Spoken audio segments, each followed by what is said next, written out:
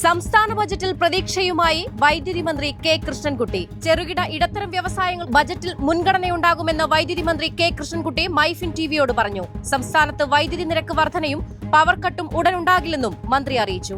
വികസന കുതിപ്പിൽ വിഴിഞ്ഞം തുറമുഖം. രാജ്യത്തെ കണ്ടെയ്നർ ചരക്കു ഗതാഗത മേഖലയിൽ നിർണായക സ്വാധീനമുള്ള പൊതുമേഖലാ സ്ഥാപനമായ കണ്ടെയ്നർ കോർപ്പറേഷൻ ഓഫ് ഇന്ത്യ വിഴിഞ്ഞത്ത് പ്രവർത്തനം തുടങ്ങും. കമ്പനിയുടെ CMD സഞ്ജയ് സ്വരൂപ് അദാനി ഗ്രൂപ്പ് പ്രതിനിധികളുമായി ചർച്ച നടത്തി. ആഭ്യന്തര കയറ്റിറക്കുമതി ആരംഭിക്കാനിരിക്കെയാണ് കണ്ടെയ്നർ കോർപ്പറേഷന്റെ വിഴിഞ്ഞത്തേക്കുള്ള വരവ് എന്നത് ശ്രദ്ധേയം. കേരളത്തിലെ എല്ലാ പഞ്ചായത്തുകളിലും വർക്ക് നിയർ ഹോം പദ്ധതി നടപ്പിലാക്കി 5 ലക്ഷം പേർക്ക് തൊഴിൽ സാഹചര്യം ഒരുക്കുമെന്ന് ധനമന്ത്രി KN ബാലഗോപാൽ. ജനുവരി 19 മുഖ്യമന്ത്രി പിണറായി വിജയൻ പദ്ധതിയുടെ സംസ്ഥാനതല ഉദ്ഘാടനം നിർവഹിക്കും.